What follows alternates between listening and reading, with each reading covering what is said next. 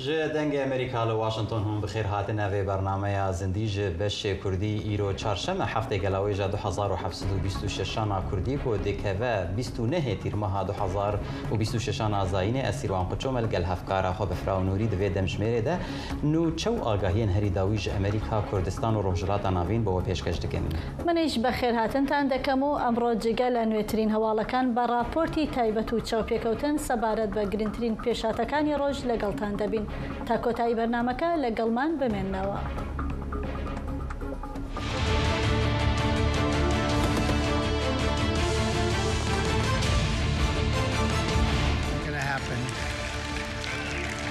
سەرۆک ترامپ لە کاردانەوە بە هێرشی ئێران دەڵێ زۆر بە قورسی وەڵامیان دەدەینەوە.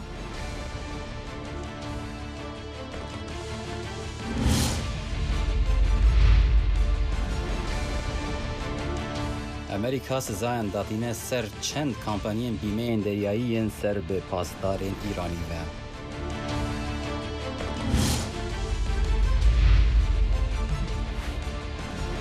هێزەکانی ئەمریکا و سعودیە هێرشیان کردە سەر میلیشیەکانی سەر بە ئێران لە عێراق.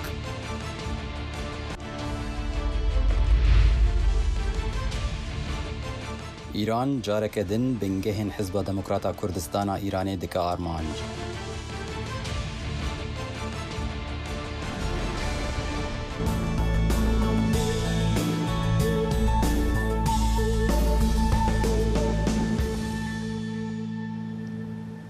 ده دەستپێکا بەرنامەیەدا ئەم دەچن بویەرە هەری گرینگا ڕۆژێل کۆشکاسپی ئەلۆزیێن دی ناوبەرە تەهران و واشنتنێدا بەردەوام دکن سەرۆکی ئەمریکی دانالد ترامپ بە ڕۆژنامەڤانان ئاخەوی هیوا سەلام لە کۆشکاسپی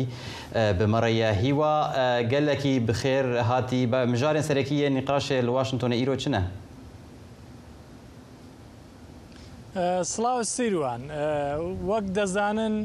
شەوی ڕابردوو فڕۆکەکانی ئەمریکا هەروەها فڕۆکەکانی سعودیە بە توندی میلیشیا عێراقیەکانیان بردومان کرد و زیانی زۆریان پێگەیاندن ئەم بەیانیە دۆناڵد ترامپ سەرۆکی ئەمریکا لێدوانی لەوبارەیەوە بۆ ڕۆژنامەنووسان دا دەربارەی هێرشی ئێران بۆ سەر بنکەکانی ئەمریکا لە ئەردەن قسەی کرد سەرەتا گوتی کە هێرشەکە زۆر لە ناکاو بووە بەڵام سەربازەکانی ئەمریکا توانیویانە بە شێوەیەکی سەرکەوتوانە بەرپەرچی هێرشی ئێرانیەکان بدەن بۆ ئەمەش تۆڵەی توند لە ڕێگایە و هێزەکانی ئەمریکا وەڵامی توندیان دەبێت بۆ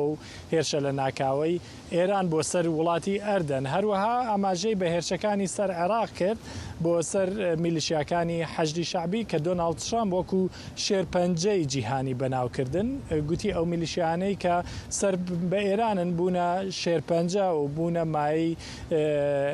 دەردەسەری بۆ هەموو جیهان ئاماژەی بۆ کرد کە هێرشەکانی ئەمریکا و سعودیە بۆ سەر عێراق بە هاوکاری حکوومەتی عێراقی بووە بە هەماهەنگی حکوومەتی عێراقی بووە ئەمەش بابەتێکی نوێیە بەڕاستی هەروەها لەبارەی کۆبوونەوەکەی دوێنێ لەگەڵ سەرۆکی ئیسرائیل لە دوانیدا گوتی کە کۆبوونەوەکە بۆ زۆر بە باشی بەڕێوە چووە ئێستا باشتر لە بنیامین نەتەنیاهۆ سەرۆکی ئیسرائیل تێدەگات کە بنیامین نەتەنیاهۆ ئەمڕۆژ هەر لە واشنتنی پایتەخت بوو کەمێک بەر لە ئێستا لە وەزارەتی جەنگ لەگەڵ وەزیری جەنگی ئەمریکا کۆبووە. هیوا باشە با بڵێن فەرماندەی سندکام یا وەکو فەرماندەی ناوەندی سوپای ئەمریکا بۆ ڕۆژهەڵاتی ناوین ئەو چ دەڵێ لەبارەی هێرشەکانەوە دوای ئەوەش ئەگەر بکرێ باسی ئەومان بۆ بکەی ئایا سەرۆکی ئەمریکا ئەمڕۆ هیچ کارێکی لە کارنامەی کاری هەیە بۆ ناوخۆی ئەمریکا هەیە؟ بەڵێ سێنکۆم لەبارەی هێرشەکانەوە گوتوویەتی کە لە ماوەی 72 کاتژمێری ڕابردوودا هێزەکانی حەشدی شعبی و میلیشیاکانی سەر بە ئێران 30 جار هێرشیان بۆ سەر بەرژەوەندەکانی ئەمریکا لە ناوچەکە ئەنجام داوە لە وڵاتانی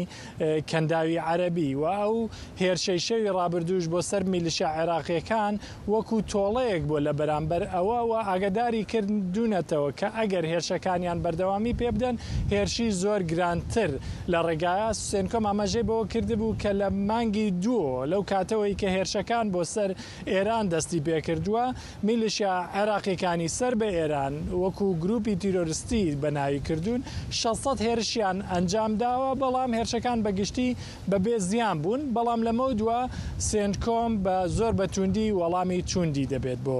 هەر هێرشێک کە لەلایەن ئەو میلیشیانەی عێراقەوە بکرێتە سەر بەرژەوەندیەکانی ئەمریکا لەبارەی دۆناڵد ترامپ سەرۆکی ئەمریکا ئەمڕۆ بەگشتی دۆناڵد ترامپ لە کۆشکی سپی بووە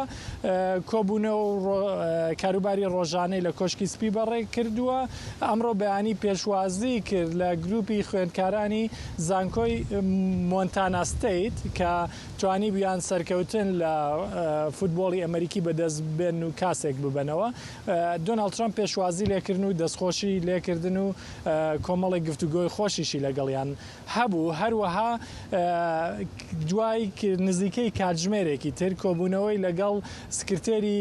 گواستنەوە دەبێت سەبارەت بە بوارەکان و کەلوپەلەکانی گواستنەوە لە ئەمریکا قسە دەکەن و وا پێدەچێت کە قسەش بۆ ڕاگەاندنەکان بکات. بەڵێ هیوا سەلام پەیامنێرێ ئێمە لە کۆشکا سپی سپاس بۆ وان و چاواگەهیان.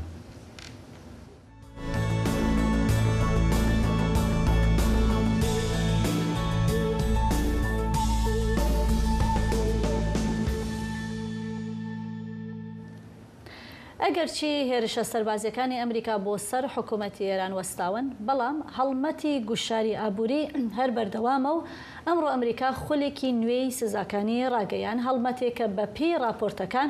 بەرپرسانی ئەمریکا لەو باوەڕەدان کاریگەریەکانی ئەگەر لە هێرشە سەربازیەکان زیاتر نەبێ ئەوە کەمتریش نییە. سۆران خاتری پایامنێرمان لە وەزارەتی دەرەوەی ئەمریکاوە لەگەڵماندایە. سۆران لەسەر ئەو گوشار و سزا ئابووریانەی کە ئەمڕۆ ڕاگەیەندرا بێ ئەکرێ وردەکاری زیاتربان بۆ باس بکەی؟ بەڵێ بەفرەوە هەروە کە خۆت ئاماژەت پێکرد ئەمڕۆ چوارشەمە وەزارەتی گەنجینەی ئەمریکا خولێکی دیکەی لە سزاکان بەسەر حکوومەتی ئێراندا سەپاند لە بەشێکی ئەم سزایانەدا دوو کۆمپانیای حکوومەتی بەناوەکانی کۆمپانیای بیمەی دەریایی کەندا و هەروەها ڕێکخراوی خزمەتگوزاریە دەریاییەکانی هۆرموز سەیف کراونەتە ئاماژ. وەزارەتی گەنجینەی ئەمریکا دەڵێت کە ئەم دوو دامەزراوە حکوومیە لە پلانی سوپای پاسداران بۆ سەرانە وەرگرتن لە کەشتیەکان لە تەنگەی هۆرموز ڕۆڵیان هەبووەوە بە وەرگرتنی پارەی زۆرە ملێ بیمە لە کەشتیەکان داهاتیان هەبووە بۆ کۆماری ئیسلامی. تامی پیگۆت وەزارەتی وتەبێژی وەزارەتی دەرەوەی ئەمریکاش ڕاگەیاندراوێکی بەڵاوکردوێتەوە لەم ڕاگەیاندراوە دەڵێت کە حکوومەتی ئێران خۆی بووەتە مەترسی و هەڕەشە دەکات لە کەشتیەکان لە تەنگەی هۆرموز و لە لایەکی دیکەوە بۆ دەربازبوون لە ئەو مەترسی و هەڕەشانە کە خۆی دروستی کردووە پارەی بیمە لە کەشتیەکان وەردەگرێت. هەروەها ئسکات بسنت وەزیری گەنجینەی ئەمریکاش ڕاگەیاندراوێکی بەڵاوکردوێتەوە لەسەر سزاکانی ئەمڕۆ و ئاماژەی کردووە بە بارود قەیرانی ئابووری لە ئێران و هەڵاوسانێکی زۆر کە لە ئێران هەیە و ئەوتویە کە کۆماری ئیسلامی بۆ دابینکردنی بوجێ خۆی پەنای بردووە بۆ سەرانە وەرگرتن لە کەشتیەکان. ئەسکات بەسن جەختی کردوێتەوە کە ئامریکا ڕێگە ناتات کە حکوومەتی ئێران هاتوچووی دەریایی یا بازرگانی جیهانی بکاتە بگرێتە گەمارە و هەروەها لە هاتوچووی دەریایی نێودەوڵەتی بۆ پارە دەرهێنان و بۆ یارمەتی دارایی سوپای پاسداران کەڵک وەربگرێ. لە بەشی دیکەی گەماروەکانی ئەمڕۆ یا سزاکانی ئەمڕۆدا 8 کۆمپانیای کەشتیوانی و 8 کەشتی نەوت هەڵگر کراونەتە ئامانج کە پەیوەندیدار بوون بە گواستنەوەی نەوتی ئێران بە نەهێنی. وەزارەتی گەنجینەی ئەمریکا دەڵێت ئەم کۆمپانیا و کەشتی نەوت هەڵگرانە بەشێکن لە کەشتیان تۆڕی کەشتیە نەهێنیەکانی حکوومەتی ئێران کە توانیویانە میلیۆنان بەرمیل نەوت بگوازنەوە بۆ چین و هەروەها بۆ ئێمارات. وەزارەتی دەرەوەی ئەمریکاش دەڵێت کە حکوومەتی ئێران بۆ دابینکردنی داهاتی خۆی و بۆ دەربازبوون لە گەماروەکانی ئەمریکا پێویستی بە ئەم تۆڕە نەهێنیە هەبووە کە دروستی کردووە لە کەشتیەکان و لە کۆمپانیەکانی گواستنەوە. پێش گەماروەکانی ئەمڕۆی وەزارەتی گەنجینەی ئەمریکا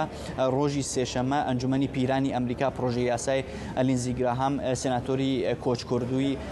کۆماری خوازی پەسەند کرد ئەم پرۆژەی یاسایە بەپێی ئەم پرۆژەی یاسا ئەو گەماروانەی کە لەسەر حکوومەتی ئێران هەیە تا ساڵی 2031 درێژ دەکرێنەوە و هەروەها باج دەخرێنە سەر ئەو وڵاتانەی کە نوتی ئێران دەکڕن وەکو چین و وەکو هند. هەروەها گەماروی دەریایی ئێران کە ئێستا هەیە بەشێکە لە ئەم گوشارە ئابووریە ئەمریکا لەسەر حکوومەتی ئێران لە چوارچێوەی ئەم گەماروە دەریایەدا هاتوچوی کەشتیەکان بۆ بەندەرەکانی ئێران قەدەغە کراوە بجیا لەو کەشتیانەی کە بارەکانیان یارمەتی مرۆڤین. هەر لە چوارچێمە لە ئاکامی ئەم گەماروی دەریایەدا لە 24 خاکەلێەوە تا ئێستا زیاتر لە 160 کەشتی هێزەکانی ئەمریکانیان هێشتووە بڕۆن ناو بەندەرەکانی ئێران یا لە بەندەرەکانی ئێران بێنە دەرەوە. هەر لەسەر ئەم گوشارە ئابووریە کە لەسەر حکوومەتی ئێران هەیەەوە ئاکامەکانی ماڵپەڕی ئاکسیوس راپۆرتێکی بەڵاو کردوێتەوە دەڵێت لە زاری بەرپرسانی ئەمریکاوە چەند بەرپرسی ئەمریکاوە دەڵێت کە ئیدارەی ترامپ لەو باوەڕدایەکە ئەم گەمارەوە ئابووریانەی کە هەیەەوە ئەم گوشارە ئابووریەی کە لەسەر حکوومەتی ئێران هەیە کاریگەریەکەی زیاترە لە هێرشە سەربازیەکان. بەوتەی ئەم پەرپرسانەی ئەمریکا راپۆرتە هەواڵگریەکان و هەروها ڕاگەیانەکان ئاماژە بەوە دەکەن کە قەیرانی ئابووری لە ئێران قوڵتر بووەتەوە خراپتر بووەتەوە و کەمی سوتەمەنی لە ئێران گوشارێکی زۆری خستووەتە سەر حکوومەت. بەوتەی یەکێک لە بەرپرسەکانی ئەمریکی کە بە لەگەڵ ئاکسیوس قسەی کردووە دەڵێ ئەگەرچی بەرپرسانی حکوومەتی ئێران داوایان کردووە کە هێرشە سەربازیەکانی ئەمریکا ڕابگیرە بەڵام زیاتر لە هەموو شتێک بە دوای پارەوەن. ئەم بەرپرسی ئەمریکا دەڵێت کە گوشاری ئابووری توانیوەتی کاریگەری زیاتر بخاتە سەر حکوومەتی ئێران. ئەلبەتە دەبێت ئاماژە بۆش بکرێت کە ئەم راپۆرتە تا ئێستا بە شێوەیەکی فەرمی لەلایەن حکوومەتی ئێران لەلایەن حکوومەتی ئەمریکاوە پشتڕاست نەکراوەتەوە. سۆران خاتری پەیامنەری دەنگی ئەمریکا لە وەزارەتی دەرەوە. سپاس سۆران بۆ زانیاریەکانت.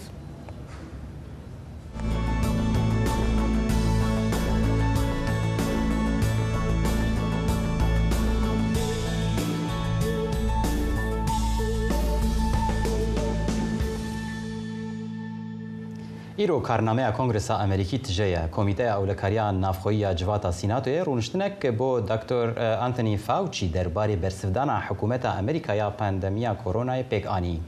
قانوندانەر لەسەر کارێ دەربارەی پرۆژایەسایەکە نو ji بۆ سەپاندنا سزایên بێتر لەسەر ئیران و رووسایە بەردەوام dikin û هەروەها civata sînatoyê berbijarê Serokê Amerîkî Donald Trump ji bo posta rêveberê dezgeha istixbarata niştîmanî pesend kir. Derbarê van û çend merîwan heme peyamnêrê dengê Amerîka li Kongrêsê gelmeye merîwan zanyariyên dawî li ser van teweran çi ne? بەڵێ لە ڕاستیە ئەمڕۆ ڕووداوی زۆر لە سیناتەن لیژنەی ئاسایشی ناوخۆی ئەنجومەنی سینات دانیشتنێکی لەگەڵ دکتۆر ئەنتۆنی فاوچی کرد بۆ باسکردن یا وەڵامدانەوەی پرسیار لەبارەی وەڵامی حکوومەت دەربارەی پەتای کۆرۆنا. ئەم دانیشتنە هەرزوو گۆڕا بە مشتومڕ و بە ڕوبەڕووبوونەوەی تند پاشەوەی کە دکتۆر ئەنتۆنی فاوچی مافی خۆی بەکارێنا بۆ ئەوەی وەڵامی مافی دەستوری خۆی بەکارێنا بۆی وەڵامی پرسیارەکان نەداتەوە. لە هەمان کاتدا ئەمڕۆ سەرلەبیانی ئەمڕۆ ئەنجومەنی سینات دەستی کرد بە گفتوگۆکردن بۆ دەنگدان لەسەر پرۆژە یاسایەک بۆ سەپاندنی سزای زیاتر بە سەر ئێران و بەسەر رووسیا.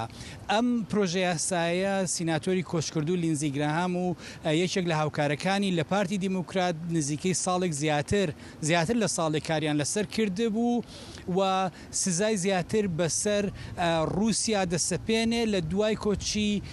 دوایی سیناتۆر گراهام ئەم پرۆژە یاسایە پێشکەوتنی بە زیاتری بەخۆیەوە بینیوە فشاری زۆرترە خاتە سەر بەرپرسانی رووسیا و بانکەکانی رووسیا و کەرتی وزەی رووسیا و باجی تا ڕادەیەک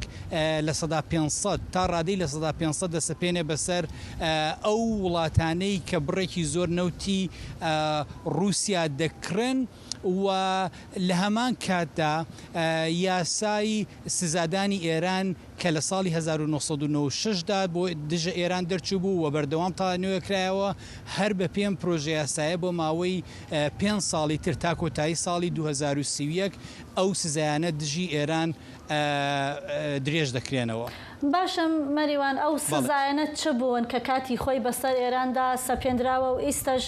بووە بە بەشێک لە ئەم پرۆژە یاسایە و ئەگەر بێت پەسەند بکرێت ئەو سزانە چین کە دووبارە با بڵێن درێژ دەبێتەوە؟ بەڵێ سزاکان بریتین لە سزادانی کەرتی تایبەت و ئەو لایەنانەی کە کار لە کەرتی وزەی ئێرانە دەکەن لە ڕاستیدا سزاکان تەنها کاریگەریان لەسەر ڕژێمی ئێران نابێت بەڵکو کاریگەریان ئەو بانک و کۆمپانیانە ژەکاتە ئامانج کە کار لەگەڵ ئێرانەکەن بۆ نمونە ئەگەر کۆمپانیایەک یا بانکێک سەرمایە گوزاری بکات لە کەرتی وزە و نەوتی ئێرانە بە پێی ئەم دەقیەم یاسایە ئەو کۆمپانیایە ناتوانێت قەرز لە بانکەکانی ئەمریکا وەربگرێت و ناتوانێت تەکنەلۆژیا یان زانیاری و ئامێر و تەکنۆلۆژیای ئەمریکا بەکاربێنرێت و هەروەها ڕێگە نادرێت کە حکوومەتی ئەمریکا گرێبەست لەگەڵ ئەم کۆمپانیانەیە ئەنجام بدات لەبەرەوە سزاکە ڕژێمی ئێرانەگرێتەوە بەڵام کاریگەرێکی قوڵشی لەسەر زۆر لە کۆمپانیا جیهانەکانە بێت ئەگەر بیانەوێت بۆ نمونە وەکو باسم کرد ڕژەم لەگەڵ کار لەگەڵ ڕژێمی ئێرانە بکەن لە بوار بە تایبەتی لە بواری کە وزە و گاز و نەوتدا. باشە مەریوان دەربارەی پشتڕاستکردنا دەستنیشانکردنا جەی کلیتن بۆ پۆستە ڕێبەرێ دەستگاها ئەستەخباراتی یان نیشتیمانی گرنگاوەیەک وێگا سیناتۆیە چییە؟ بەڵێ یەکێکە لە گرنگترین پۆستەکانی ئاسایشی نەتەوەیی ناوزەندکردنی جێی کلیتن دوایەوە هات کە چەند هەفتەیەک لەمەوە پێش توڵسی گابەر بە ڕێوبەری پێشووی دەستگای هەواڵگری نیشتیمانی دەستی لە کار کێشایەوە ئێستا بە ڕسمی بە فەرمی جێی کلیتن دیاری کراوە بۆ ئەم پۆستە لەم بارەیەوە راپۆرتێکم بۆ ئامادە کردوون با تەماشای بکەین. ئەنجومەنی سینات جێی کلیتن پاڵێوراوی سەرۆک ترامپی بۆ پۆستی بەڕێوبەری دەستگای هەواڵگری نیشتیمانی پەسەند کرد. بەڕێوبەری دەستگای هەواڵگری نیشتیمانی سەرپەرشتی هەماهەنگی 18 دەستگای هەواڵگری و ئاسایشی ئەمریکا دەکات و بەرپرسیارە لە هەڵسەنگاندنی زانیاریەکان و ڕاوێژدان بە سەرۆک کۆمار لەبارەی هەڕەشە و مەترسیەکانی سەر ئاسایشی نەتەوەیی. کلیتن لە چەند پۆستێکی حکومیدا کاری کردووە و زیاتر پێشینەیەکی یاسایی هەیە. پێشەم پۆستەی پارێزەر بۆ لە دادگای ناوچەی باشووری نیویۆرک و پێشتریش سەرۆکی دەستەی درا و بۆرسەی ئەمریکا بووە. لە کاتێکدا کۆماریەکان ئەزمموی بەڕێوەبردننی کلیتن بە خاڵی بەهێز دادەنێن دیموکراتەکان نیگەران بوون لەوەی کە ئەزمموی پیشەیی لە بواری هەواڵگریدا نییە. Mr. Clayton has worked hand in glove with our intelligence agencies. بەڕێز کلیتن شانبەشانی دامەزراوە هەواڵگریەکان و کارمەندانی دژە تیرۆر کاری کردووە بۆ زیندانیکردنی ئەو تاوانبارانەی هەڕەشە لە ئاسایشی نیشتیمانەکەمان دەکەن. بۆیە من ستایشی ئەو هەموو ئەوانە دەکەم کە بەشداریان لەم ئەرکە گرنگەدا کردووە. کلیتن لە کاتێکدا دەست بەکار دەبێت کە ئەمریکا ڕوبەڕووی ژمارەیەک ئاستەنگ دەبێتەوە لە جەنگی رووسیا دژ بە ئۆکرانیاوە تا ململانەی استراتیژی لەگەڵ چین و نائارامیەکان لە ڕۆژهەڵاتی ناوەڕاست. ئێستا بەفراو سیروان ئێستا دوایەوەی ئەو سینات ئەو پۆستەی دیاری کردووە یان جێی کلینتن ئەو پۆستی وەرگرتووە ئەو بەرپرسیار دەبێت لە سەرپەرشتی و هەماهنگکردنی کار و چالێکیەکانی دەستگا هەواڵگریەکان و ڕۆڵێکی سەرەکی دەبێت لە هەڵسەنگاندنی زانیاری هەواڵگریەکان و بڕیاردان یان ڕاوێژپێدان بە سەرۆک کۆمار بۆ دیاریکردنی ئاسایشی نەتەوەی و سیاسەتی استراتیژی وڵات و لە هەمان کادا کە ئێستا قسە لەگەڵێەوەکەم ئەنجومەنی سینات دووبارە کۆبۆتەوە لە پشتمەوە لە سێنات بۆ درێژەدان بە گفتوگۆکردن لەسەر پرۆژه یاسای سەپاندنی سزای زیاتر بەسەر ئێران و رووسیادا و چاوەڕوان دەکەین لەوە چێ ڕەنگە ئەمڕۆ ئەو پرۆژه یاسایە دەنگی لەسەر بدرێت و لەلایەن سیناتەوە پەسەند بکرێت. بەڵێ مەریوان حەما پایانێری دەنگی ئەمریکا لە کۆنگرس. سپاس مەریوان.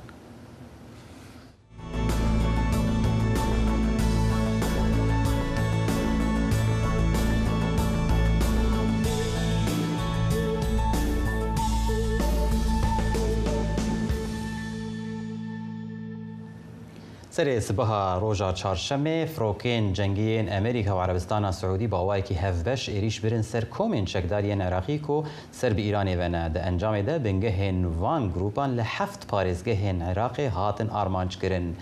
بۆ بێتر ئاگاهiyên dawî li ser vê babetê peyamnêr Diyar Cemal ji Herêma Kurdistanê tevlîme dibe. Diyar dembaş van êrîşan çi dengvedan li nav Iraqê durust kirine û li çi parêzgehan bingehên van grûpan bûne armanc?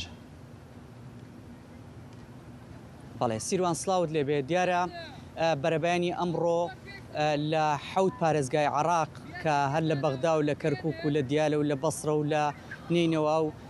چەند پارێزگایەکی دیکەوە تا کۆی گشتی حەوت پارێزگا فڕۆکە جەنگیەکانی ئەمریکا و سعودیا بنکە و بارگاکانی حەجی شعبیان کردە ئامانج لە ئەنجامدا زیاد لە 20 کەس گیانی لێدەستدا و هەروەها 32 کەسی دیکەش بریندار بوون و دوا بەدوای ئەوە عراق یعنی ئاڵۆزەیەکی زۆر و پشێوێکی زۆری پێوە دیار بوو چونکە سەرکردەکانی شیعە و ناڕزایەتیکی توندیان دەربڕی و دەست بەجێ عەلی زەیدی سەرۆکوەزیرانی عراق داوای کۆبوونی بە پەلەی ئەنجومەنی ئاسایشی نیشتیمانی کرد و کۆبوونەوە کراوە دوجار لە ڕاگەنراوێکدا بۆ سەرکۆنی هێرشەکان کرا بۆ سەرخاکی عراق و هەروەها دەست بەجێ عەلی زەیدی لایەنە پەیوەندیدارەکانی ڕاستپارت بۆ ئەوەی لە ئەگەری هەر هێرشێکی دیکە چ لە ئاسمان بێت چ لە زەمینی وەڵامی بەرپەرچەدانەوەیان هەبێت و وەکو ئاماژەم پێدا سەرکردە کانی حەجی شعبی ناڕزایی توندیان دەربڕی هەرچەندە زۆرینیان خۆیان حەشارداوە لە ترسی بردومانی فڕۆکەکانی بڵین ئەمریکا و سعودیا بەڵام لە ڕێگە سۆشیال میدیا و ناڕزایان دەربڕی و ناڕزای ئەوشان دەربڕی داوایان کرد کە عەلی زەیدی دەست بەجێ بڕیار بدات بۆ ئەوەی گەشتەکەی بۆ کەسبەی نییە بوو بۆ سعودیا هەڵبۆشێنێتەوە دوای چەند کاژمێرێک عەلی زەیدی بڕیاری ئەوەی دا کە گەشتەکەی بۆ سعودیا بۆ ماوەیەکی نادیار دوا بخات و دوا بەدوای ئەوەش ئەمێ باسەوە بکەم کە باڵێۆزخانی ئەمریکا لە عراق لە ڕاگەنراوێکدا دیسان و داوای لە هاوڵاتیانی ئەمریکی کرد کە دۆخەکە ئالۆزا و بڵین نێنە خاکی عراقەوە و هەروەها ئەوانەی ئەو هاوڵاتیانی کە ئەیانوێ گەشت بکەم بۆ خاکی عراق بە شێوەیەکی گشتی دۆخەکەوتم ئالۆزەوە هەرێک لە گروپەکانی نوجوباوە بەرەی مەقاومە ئەوانش بە هەمان شێوە هاتونتە سەر هێڵ و هێرشی هەڕەشەی توند لە سعودیا و لە ئەمریکا دەکەن و تەنانەت بەرەی مەقاومە تاوەکو 15 مانگی داهاتووی دیاری کردووە بۆ ئەوەی حکوومەتی عراقی بە فەرمی وەڵامێکی هەبێت و دەڵێن ئەگەر وەڵامتان نییە ئەوە ئێمە هێرش دەکەین و تۆڵەی ئەم هێرشان دەکەینەوە کە کراوەتە سەر حەجی شعبی. باشە دیار وەک ئاماژەشت پێکرد هێرشەکان جارێ بەڕاستەوە خۆ پێم وابێت بۆ سەر حەشتی شعبی بۆ ژمارەیەکیان کوژراون لەو هێرشانە ئەی کاردانەوەی حەشتی شعبی تاوەکو ئیستا هیچی وتووە هیچی دەربڕیوە جوجۆڵەیان هەیە لە پارێزگاکانی عێراق؟ بەڵێ زۆرینی بنکە و بارەگاکانی حەجی شعبی بە پێ و زانێرانی کە دەست ئێمە کەوتووە لە تەواوی پارێزگاکانی عراق لە سەدا 90 چۆڵ کراوە و سەربازە بڵین چەکدارەکان گواسرانەوە بۆ شوێنی دیکە یاخۆ هەندێکی زۆریان نێردراونەوە بۆ ماڵەوە بۆ ئەوەی کە گیانیان پارێزراو بێت ئەمێ باسەوەش بکەم کە ئەمڕۆ لە میدیا عراقیەکان و لە هەروە لە سەرچاوە ئەمنیەکان باسەوە کرا کە 5 ڕاوێژکاری باڵای کۆماری ئیسلامی ئێران و ڕژێمی ئێران لە سنووری پارێزگای دیالە لە ئەنجامی هێرشەکان گیانیان لەدەستدا و کوژراون من پەیوەندیم کرد بە سەرچاوەیەکی باڵا لە ناو حەجی شعبی ئەو هەواڵەکەی پشتڕاست کردوتی بەڵێ 5 ڕاوێژکاری باڵا لە سنووری پارێزگای دیالە بەر موشەکەکان کەوتون و تا حەجی شعبی تاکو ئێستا سەرکردەکانیان تەنها لە چوارچێوەی هەڕەشەدایەوە هەڕەشە دەکەن. بەڵێ دیار جەمال پەیامنێرێمە لە هەرێما کوردستانی گەلێک سپاس بۆ vê راپۆرتێ. بەڵێ هەر لە عێراق لە کاتێکدا گرژیەکانی نێوان ئێران و ئەمریکا جارێکی دیکە چوەتە قۆناغێکی نوێ هەرێمی کوردستانی عێراق و هەروەها بارگای حیزبەکانی ڕۆژهەڵات جارێکی دیکە بووەتە ئامانجی هێرشەکانی کۆماری ئیسلامی. ئەم هێرشانە بە چڕی حزبە کوردیەکان بەتایبەت حزبی دموکراتی کوردستانی ئێرانی ئەمڕۆ کردوتە ئامانج. نیگەرانیش هەیە لەبارەی ئاسایشی کەمپەکانی پەنابەران و بارودۆخی خەڵکی مەدەنی و ئەگەری بەکارهێنانی چەکی قەدەغەکراو دژ بە خەڵکی مەدەنی و هەروەها ئەندامانی حزبەکان بۆ نوێترین پێشاتەکان دەچینە لای پەیامنێر هونەر ئەحمەد لە هەرێمی کوردستانەوە. هونەر لە سەرەتای دەستپێکردنی خولی نوێی شەڕەکەوە دەکرێت بۆمان باس بکەی ئێران تاوەکو ئیستا چەند جار هێرشی کردوەتە سەر هەرێمی کوردستان و بارگای حزبەکانی ڕۆژهەڵاتی کوردستان؟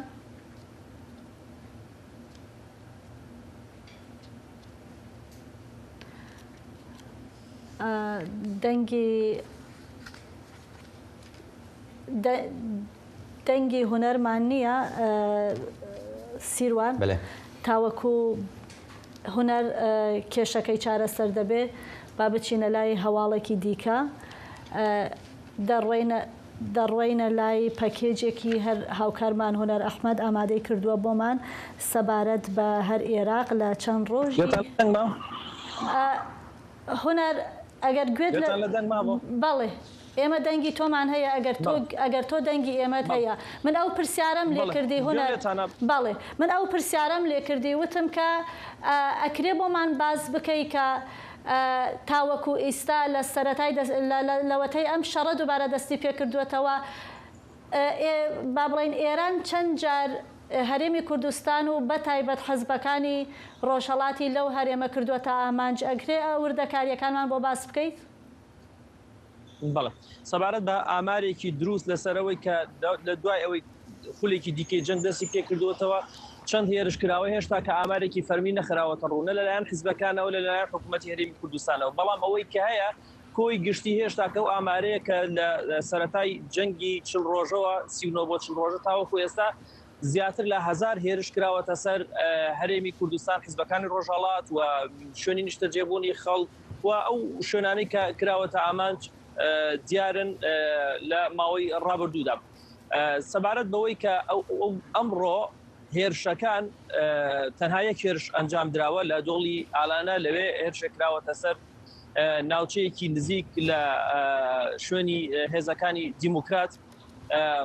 ڕەنگە ئەوانی کە چاودێری دۆخەکەگەن ئەڵێن پەیوەندی بەو پێشهاتەوە بوو بێت کە ئەمڕۆ لە عێراق ڕوویدا هێرشێکی بەرفراوان کرایە سەر حەشدی شەعبی هەم ئێران و هەم گروپەکانی بەری مقاومە لە عێراق سەرقاڵی ئەم هێرشانە بوون بۆیە هەم لە ناوچەکە وڵاتانی دەوروبەر و هەم لە هەرێمی کوردستان هێرشێکی ئەوتۆ ئەنجام نەدراوە جگە لەو هێرشێکە بەرەبەیانی زوو کرایە سەر شوێنێکی نزیک لە هێزەکانی دیموکرات هەڵبەتە ئەو هێرشانێکی کە لە ماوەی چەند ڕۆژی ڕابردوو کراوە هێزەکانی هاوپەیمانان بە وردی هەوڵی پوچەڵکردنەوەی هەمویانیان داوە چونکە بۆ لێرەدا مەترسیەکەیە ئەویش ئەوەیە کە هێشتا کە ئەگەرچی بە تەواوەتی پشتڕاست نەکراوەتەوە ئەویش ئەوەیە کە مەترسی هەیە ئەو درۆنانەی کە ئاراستە ئەکرێت فسفۆری سپی تێدا بەکارهێنرا بێت بۆیە پێشەوەی بگاتە شوێنی دیاریکراوی خۆی دەتەقێنرێتەوە و ڕێگە ناجێت ئامانجی خۆی بپێکێت. بەڵێ باشە هونەر پێم وابێ ئەگەر بە هەڵە نەبم تۆ بە دوواداچوونی زۆرت کرد بۆ ئەو پرسەش کە گوایە چەکی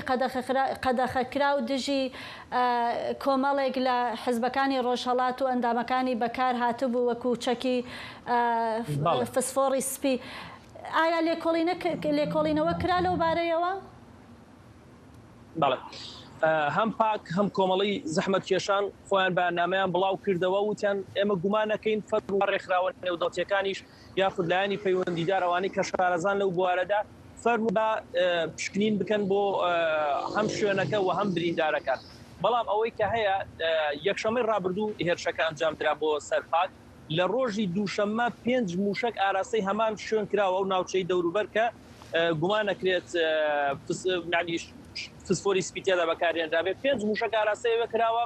ئەوە یعنی فەرماندەکانی پاکەڵێن ئەمە ڕەنگە ئەو هێرشە بۆ شوێن ونکردنی ئەو یاخود ئەو ناوچەیە بێت بۆ ئەوەی بەتەواوی نەتوانێت پشکنی لەسەر ئەو ناوچێ بکرێت بەدەر لەوەش ڕۆژانە لەو ناوچەیە هێرشەکرێتەوە بۆ ئەوەی هیچ تیمێک بە پارێزراوی نەتوانێت بچێتە ئەوێ لێکۆڵینەوە لەسەر ئەو شوێنە بکات بزانن دڵنیا بن لەوەی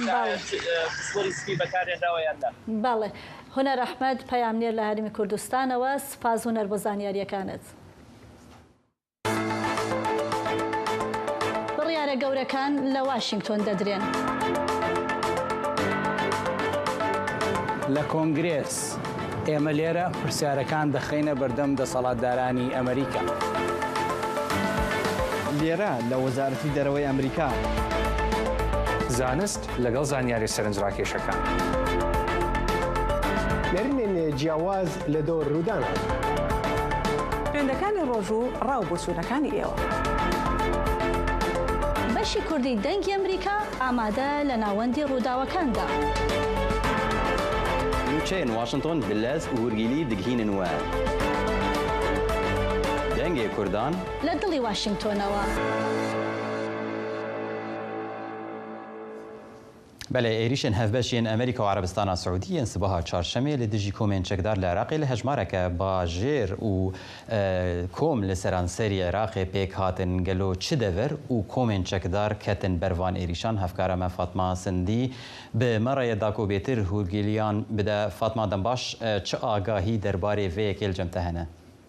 دمیتا باش سیروان لسپیدیا ایرو روژا چهارشنبی بری النده ده کریارکا لشکریا هف بشا امریکا و عربستان السعودی هیرش هاتا کرن بسر طاقم چکدار ینکو ایران لی پشتوانو لیل آخا عراق دمینن طاقم ناوبری تومد بارن و انجام دانا هیرشن درونی بسر پارزنین پترول عربستانه هر وصا هفت باجر و پارزگهن عراقی جوان بغدا، بصره، نینوا، واسط، کرکوک، کربلا و دیالا گوته در راگهاندن 20 هنگافتی و سهود دو بریندار لیکتنه و لدیو راگهاندن آجی هیرش لنینوا و دیالای گرانتر بونه جهندی حکومت عراقیانو به رهبری سروک وزیر علی زیدی دخوازه ولاتکی ایمن و والج طاقم تروریستین سرب ولاتین بیانی نخاسمه ایران آوا بگه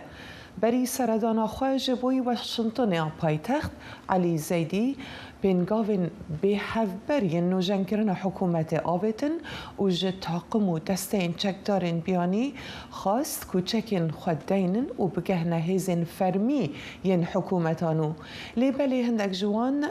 نمازه اوین سر به ایرانه و او یک رد کرن و سوزان کده بردوان بن لهرش کرنان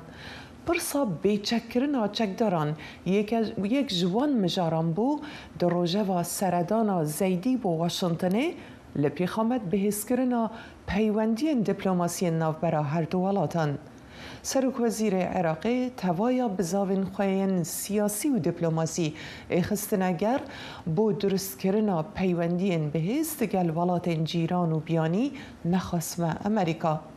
پیواجوه که پر بزحمته که هوجهیاوه به هنده هیا که تفنی کفنار سیاست عراق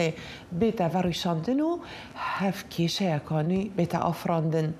چه بنوید شرایل دجی ایرانه توای روشحالات ناوین و جیهان به توای اینادی اشتکا سیاسی و آلوزین پرمزن ین آبوری به دیو دهاتنه ایران کجا دست بکا شریحتانها دخواستی که گوریا هرمزه وکی چک و آلا وکی بهیز بکار آنیه لپی خامت هنده کو دالنگین آبوری بخت جیهانه و سرکتیش بیه شیای شلاجار اکامازن بخت دناوا توایا بازرگانیا پترولا جیهانی نهاجی بزاوی دکتن به پشتگیری طاقم چکدار داکو بکاره لوی شری سر بکوه و دوناوا وان کشمکشاندا سردری کرن دگل پرسا بیچک کرنا وان طاقمان بگمان جبوی سرک وزیر عراق کارکی بساناهی نابه سیروان هر وسط هجی گوتنه اکو سرک وزیر عراق حتی سهی مها نها ایسال دم دایوان چکداران کوچکت خودینن گلک سپاس بو وی راپورت فاطمه سندی هفکارامه بەڵێ عێراق لە چەند ڕۆژی ڕابردوودا ڕوبەڕووی یەکێک لە قورسترین قەیرانەکانی کارەبا بووەتەوە لەگەڵ شەپۆلێکی گەرمی کەشوهەوا کە کاریگەری لەسەر ژیانی ڕۆژانەی میلیۆنان هاوڵاتی دروست کردووە فشارەکانیش لەسەر حکوومەت زیاتر بووە بۆ دۆزینەوەی چارەسەریەک و هەروەها لەم بارەشەوە هونەر ئەحمەد پەیامنێر لە هەرێمی کوردستان راپۆرتێکی بۆ ئامادەکردوون کە تێیدا ڕەهەندی قەیرانەکە و کێشەکانی بەردەم کەرتی کارەبای عێراق چاوی پیاخشاندووە فەرموون لەگەڵ راپۆرتی هونەر لە چەند پارێزگایەکی باشووری عێراق پلەکانی گەرما لە 50 پلەی سیلیزی نزیک بووەتەوە لەم گەرما تاقەت پڕۆکێنەی هاوین لە شەو ڕۆژێکدا تەنها 7 بۆ 9 کاتژمێر کارەبای نیشتیمانی دەدرێت بە هاوڵاتیان ئەرکە قورسەکە کەوتووەتە سەرشانی خاوەن مۆلیدەکان بەڵام ئەمانیش ناڕازین و دەڵێن پێشتر لەسەر پێدانی 10 کاتژمێر کارەبا ڕێککەوتون کەچی ئێستا ناچار کراون کە 17 کاتژمێر کارەبا بدەن بڕیاری سەرۆکوەزیران باشە ئەبێ حکوومەت 10 سەعات کارەبا بدە مۆلدەکانیش 10 سەعات کارەبا بدەن بەڵام ئێمە حەفدە کەمترمان نەدا 17 ساعت یعنی حساب بکە 18 19 20 21 22 24 يعني 7 ساعات تا 6 ساعات رئيسي هبوه واقع تردي الطاقة الكهربائية في هذا الثلاث أشهر ئەو دۆخە پەرلەمانی عێراقی ناچار کرد وەزیر و لایەنە پەیوەندیدارەکان لە وەزارەتی کارەبا بانگێشتی لێپرسینەوە بکەن. بحضور السيد من 2003 لحد الآن لە 2003 تاوەکو ئێستا هەموو پارێ و ئەو هەموو تریلیۆنە خرج کرا. چی پێکرا؟ باوەکو هاوڵاتیە قسە بکەین. جەنابی وەزیر هاوڵاتیە، من هاوڵاتیم تۆ هاوڵاتیت، سەرۆکۆزیرانیش هاوڵاتیە. هاوڵاتی چی دەوێت؟ کارەبای دەوێت. هەموو پارێزگاکانمان کێشەی کەمی کارەبای هەیە. ئەمە لە کاتێکدایە کە پلەکانی گەرما زۆر بەرزە. جدا مرتفعة. عێراق زیاتر لە 7 ملیار دۆلار قەرزاری ئێرانە کە پارەی دابینکردنی سوتەمەنی کارەبایە. ئەو پارەیەش لە بانکی TBI دانراوە، بەڵام بەهۆی سزاکانی ئەمریکاوە ناتوانرێت ڕەوانەی ئێران بکرێت. هذه المبالغ حتى يستخدمها الجانب الإيراني يحتاج بعض الموافقات من بۆ ئەوەی لایەنی ئێران ئەو پارەیە وەربگرێت پێویستی بە مۆڵەتی ئەمریکایە. ئێمە لە هەوڵداین ئەمریکیەکان هەندێک داواکاریان هەیە تاوەکو بتوانین بەشێک لەو بڕەپارەیە بدەین بەلایەنی ئێران. جانب الإيراني کێشەی کارەبایەکێکە لە درێژترین کێشەکانی عێراق کە حکوومەت پاش حکوومەت ڕادەست کراوە بەبێ ئەوەی چارەسەرێکی بنەڕەتی بۆ بدۆزرێتەوە. لەگەڵ گەرمای هاویندا ئەم کێشەیە بە جۆرێک سەرهەڵدەدات کە شکستی حکوومەت و لایەنە پەیوەندیدارەکانی پێ هەڵدەسەنگێنرێ. بە هەموو سەرۆکوەزیرانەکان کێشەی هاوینیان هەبوو. لە هاوینە پرسیاری ئەوە کراوە کە ئایا هاوین تێپەڕێیانە لەبەرەوەی کێشەی کارەبا هەیە گەرمایەک ئەچێتە پەنجاو ئێستا لە عێراق دەستی پێکردووە. مۆلی دەکان بە گازی پاڵپشتی کراو بەڕێوەچن و خەزیانە بەتاڵە بە پێ و زانێرە پژڕاستکراوانەی کە هەیە حکوومەتی پێش تریلیۆنێک دیناری بەجێهێشتووە بۆ حکوومەتی تازە. عێراق پێویستی بە 6,000 مێگاوات کارەبایە بۆ پڕکردنەوەی پێداویستی ناوخۆ، بەڵام ئەوەی بەرهەم دەهێنرێت لە سنووری 22 تا 23,000 مێگاواتە. هونەر ئەحمەد بۆ دەنگی ئەمریکا، کەرکووک. گرژیەکانی نێوان ئێران و ئەمریکا تادێ زیاتر دەبن و چی دیکە لە یەک بەرەدا سنووردار نییەن. لە چەند ڕۆژی ڕابردوودا مەودای ڕوبەڕووبوونەوەکان فراوانتر بووە و ناوچە و ئەکتەرەکانیش زیاتر بوون. لە هێرشی ئۆکرانیا بۆ سەر ئامانجی ئێران لە دەریای خەزەر تا دەگاتە هێرشەکانی ئەمریکا و سعودیە بۆ سەر هێزە هاوپەیمانەکانی ئێران لە عێراق. لە هەمان کاتیشدا سەرۆکوەزیرانی نوێی بریتانیا ڕایگەیاندووە ڕێگە بە ئەمریکا دەدا کە بنکەی خۆی لەو وڵاتە دژی ئێران بەکاربێنێ. لەم دۆخەدا ئەم پرسیارە دێتە ئاراوە کە ئایا کۆماری ئیسلامی بە پشتبەستن بە هێزە هاوپەیمانەکانی لەوانە حوسیەکان و حەشتی شابی ئایا هێشتا دەتوانێت بەردەوام بێت لە ڕوبەڕووبوونەوە یان ئەم ئیستراتیژیە ئیستا بووەتە هۆی فراوانبوونی بەرەکانی شەڕ لە دژی ئەو وڵاتە. دکتۆر لەیلا مروەتی پسپۆڕی زانستە سیاسیەکان و شارەزا لە کاروباری ئێران لە فینلاندەوە لەگەڵمانە بۆ گفتوگۆ لەسەر ئەم بابەتە. دکتۆر مروەتی سپاس بۆ ئامادەبوونت لەم گفتوگۆیە. ئایا دەتوانیت پێمان بڵێ بەرەیەکی فراوانتر لە دژی ئێران خەریکە پێک دێت و ئێران کەوتوەتە دۆخێکی قورستر لە جاران؟ سلااو لە ئێوە بە سلااو لە بینەرانی بەڕێزی ئێوە. لە ڕاستیدا ئەو دارودۆخێکی ئیسە کۆماری ئیسلامی تووشی بووە بەخشێکی زۆری دەگەڕێتەوە بۆ هەڵس و کەوت و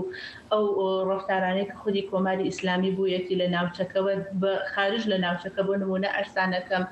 لە ساڵی 2022 کاتێک کە شەڕی ئۆکراین و رووسیا شروع بوو کۆماری ئیسلامی هەر ئەو کات کۆمەکی لۆجستیکی بە کۆمەکی پەهبادی تەنانەت لیباسی نظامی بۆ دەوڵەتی رووسی ئەنرد کە زۆر باعثی ئێعترازی دەوڵەتی ئۆکراین بوو. ئەو شتە باعث بوو کە دەوڵەتی ئۆکراین ئێعتراز کاوە ئەو شتە بەردەوام بوو. ئەمە فقط بۆ ئۆکراین نەماوە بەڵکو لە مەسئلەی ئەتوانم بڵێم تەنگەی هۆرموزیشا بە شێوەیەکی کە ئەو شتە تێکرار بووە بەتایبەت ئەو کۆمەکانی کە کۆماری ئیسلامی بە حوسیەکانی یەمەنی کرد لە شەڕیان لەگەڵ دەوڵەتی قانونی یەمەنی جنوبی و هەروە ئەو کۆمەکەی کە کردی دش بە دەوڵەتی عەرەبستان ینی کۆمەکی حوسیەکانی لە شمالی یەمەن کرد هەمووی ئەوانە باز بوو کە کۆماری ئیسلامی مجموعەیەک دوشمن بۆ خۆی لە ناو ناوچەکەەوە بە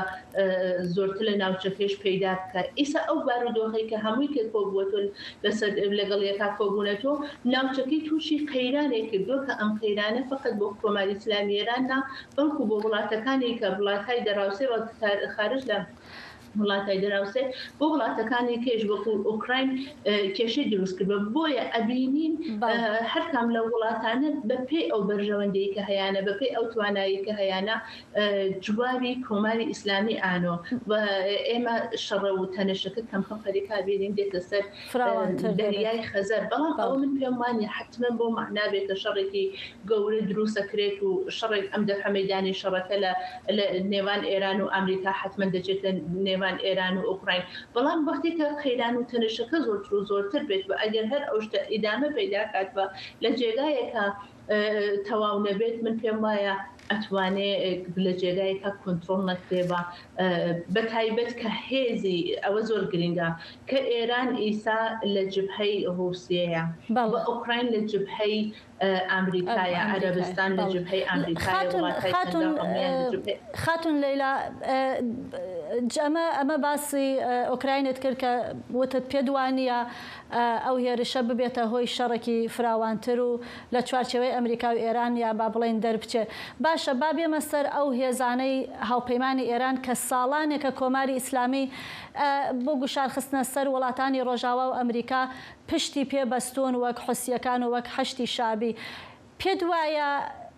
ئەم هێزانە لە ئیستایا ئەم ئستراتژیەی کە ئێران پێشتر بەکاری هێناوە هەروە بەردەوام جواب بداتەوە بۆی یا وەکو بە پێچەوانەوە بوون بە کێشە و بوون بە ئەوەی کە هاوپەیمانیەکی یەکدەنگتر بەرامبەر بە ئێران پێک بێت. من پێم خۆش لێرە ئاماژە بەوە کەم کە فەرق و جیاوازی نێوان حوسیەکانی یەمەن و مەسەڵەن هەرشتی شابی لەوەدایە کە حوسیەکانی یەمەن خۆیان تا حدێک خۆیان سەربەخۆن نە ئەوەی کە ئەوان لەبەرەی مقاومەت نەبن نە ئەوەی کە ئەوان بەقەولی معروف لەگەڵ کۆماری ئیسلامی نەبن با هەمووی ئەوانە هەم لەبەرەی مقاومەتن هەم نیابەتی کۆماری ئیسلامین بەڵام لە عینی حاڵشا ئەوان نەوەیەک سەربەخۆییان هەیە بەهۆی ئەو وەزیەتە ئستراتیژیکە تایبەتی کە هەیەە و بەهۆی ئەوەی کە میگەرێکیانە وەکو ئەکترێکی نێودەوڵەتی بەڵام شبه نظامی نە لزومەن دەوڵەت چون هیچ دەوڵەتێک بەجز کۆماری ئیسلامی نەبێ ئەوانی بەڕسمیت نەناسیوە بە پێچەمانە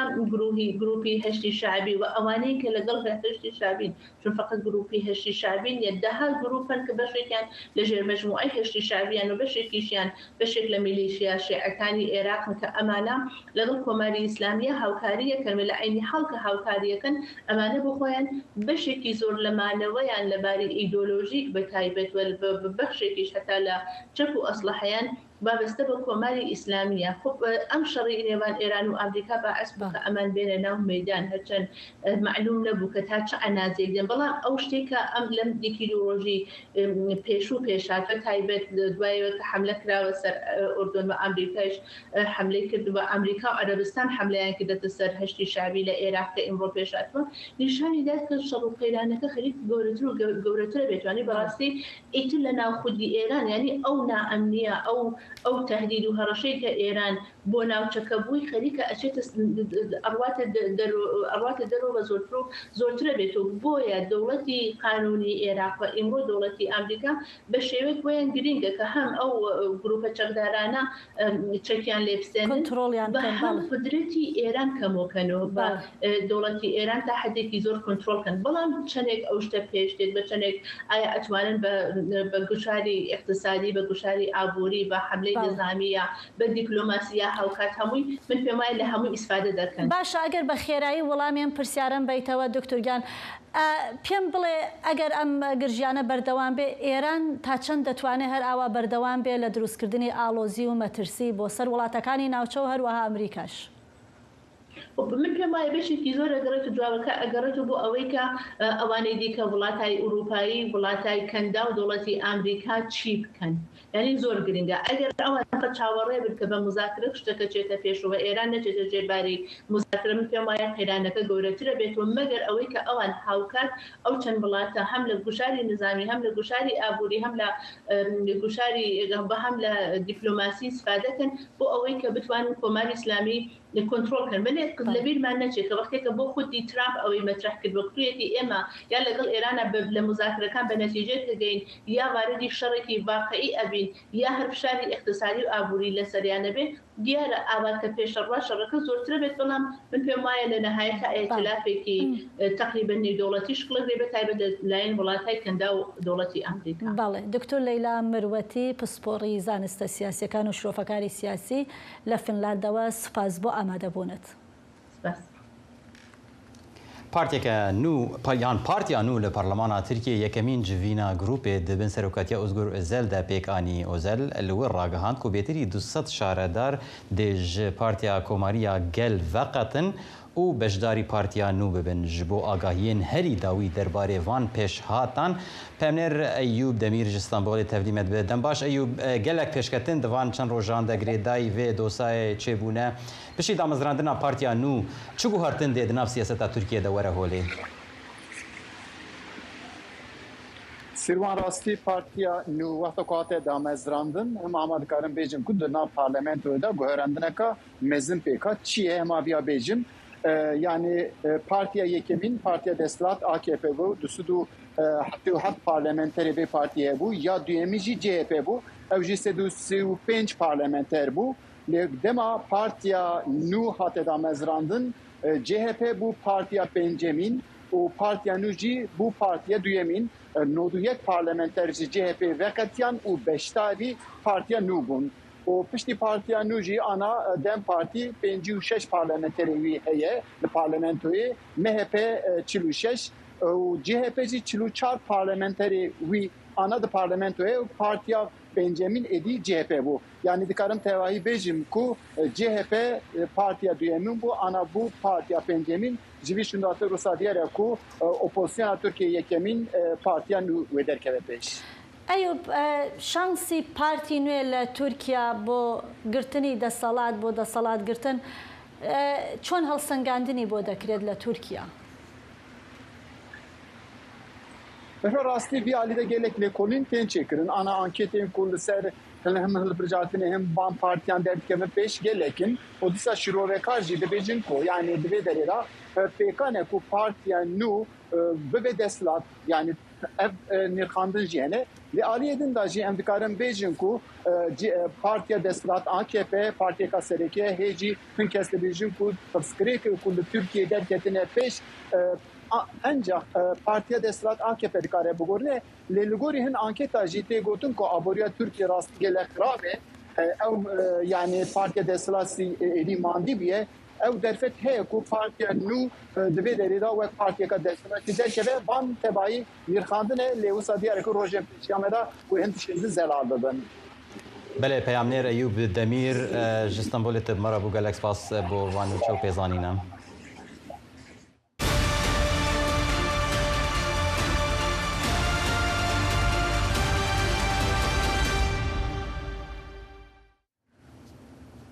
هەل لە تورکیا لە ئامەد چاوەکان لەسەر پرۆسەی ئاشتیە بۆ چارەسەرکردنی پرسی کورد سەرەڕای نیگەرانی و ئەزمونەکانی ڕابردوو هاوڵاتیان و گروپەکانی کۆمەڵگەی مەدەنی هیواخوازن پرۆسەکە بەردەوام بێ بڕیارە لە چەند ڕۆژی داهاتوودا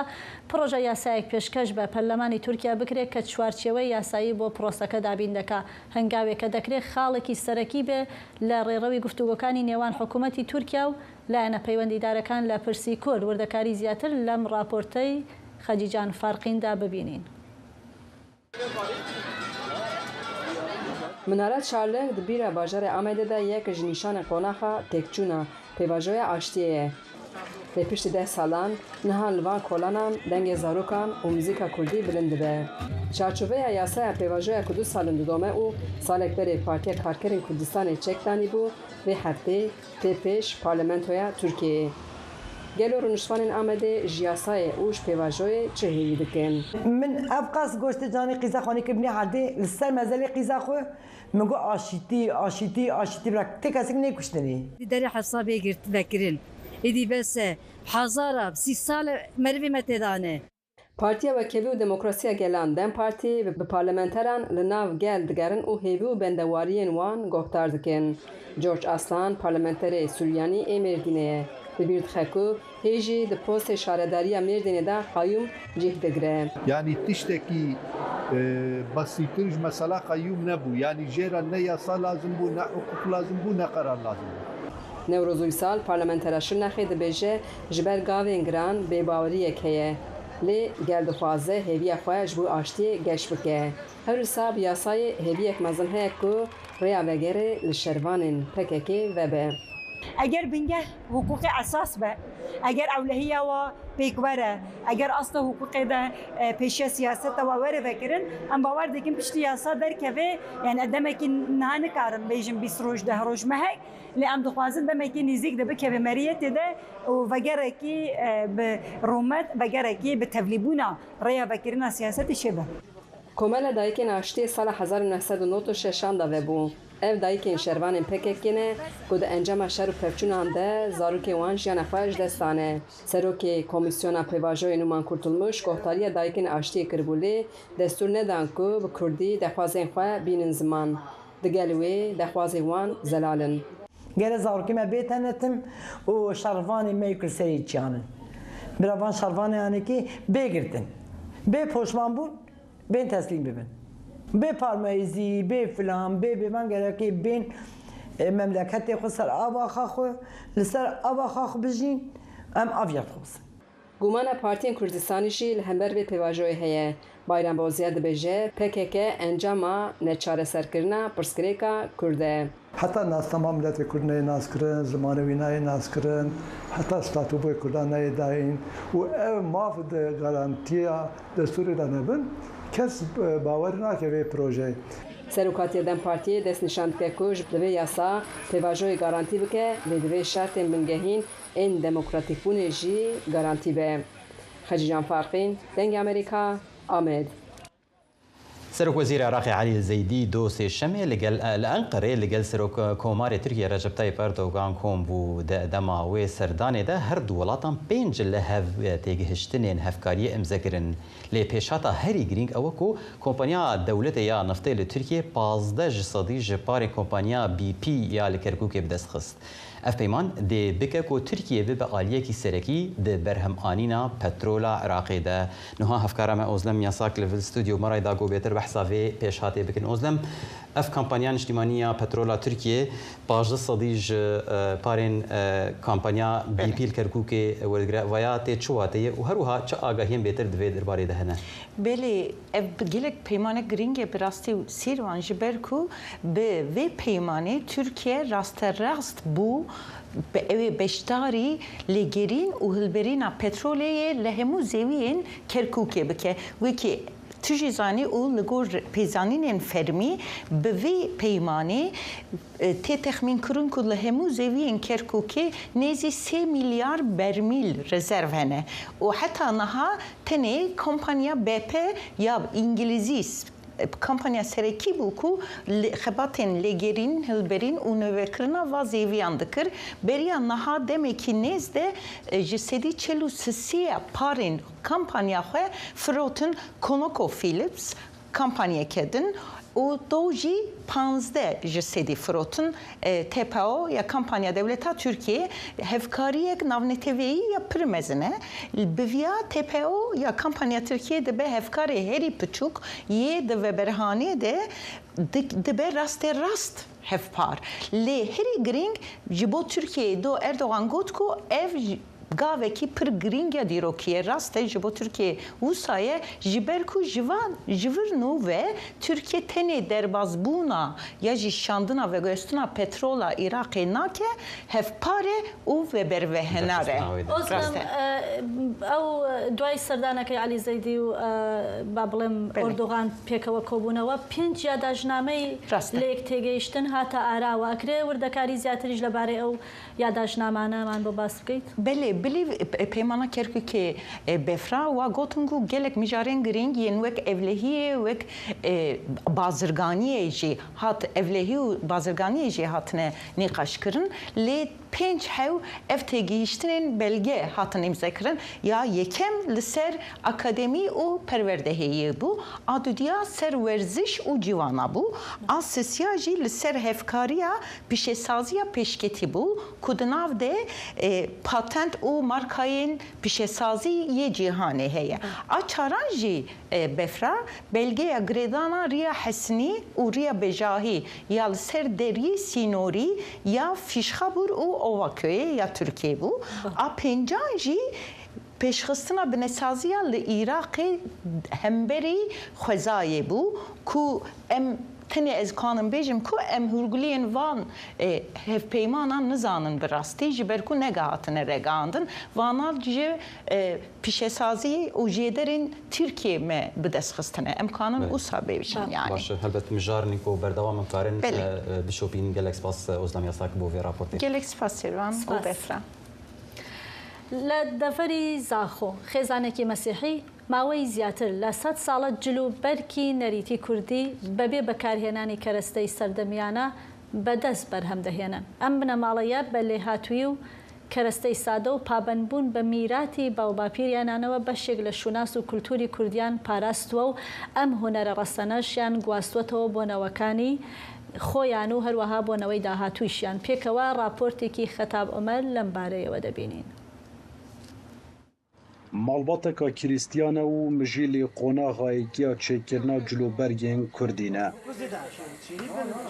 100 ساڵن ev malbat pasewanê parastina cilûbergên Kurdî li Zaxo.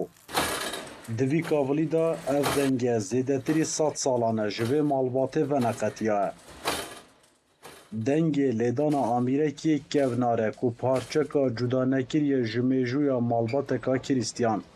Malbateka ku bi destên xwe nasnama bergê resenê Kurdî durust dike.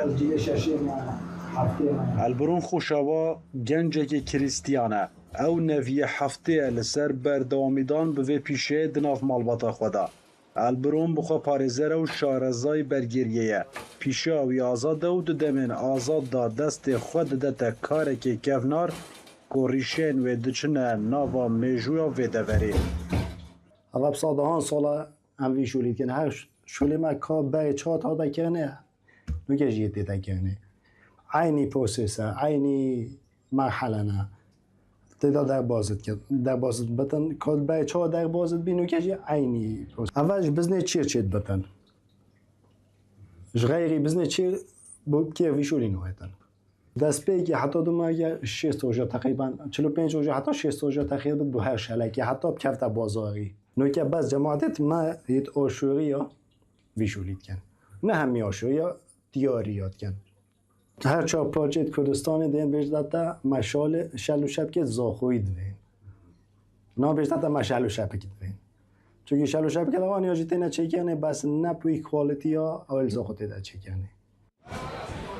Li bazarê kevnê Zaxo kesatî û hejêkerên resen bi karê destê malbata Elbirûnî şat dibin. Ev cûrekareb tune bazirganî nîne,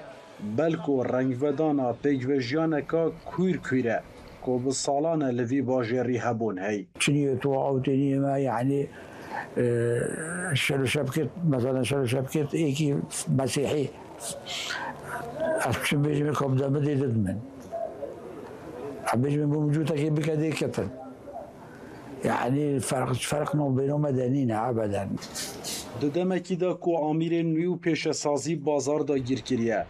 Elbirûn û malbata xwe berdewamin li ser parastina resanetiyê. Ku rêgiriyê li mirna hunerekê 100 salî diket. Ew dibêjît êdî ne tinê pênûs mêjûyê sax dihêlin. Belku derzî û dest dibine pasewanê keltûrekê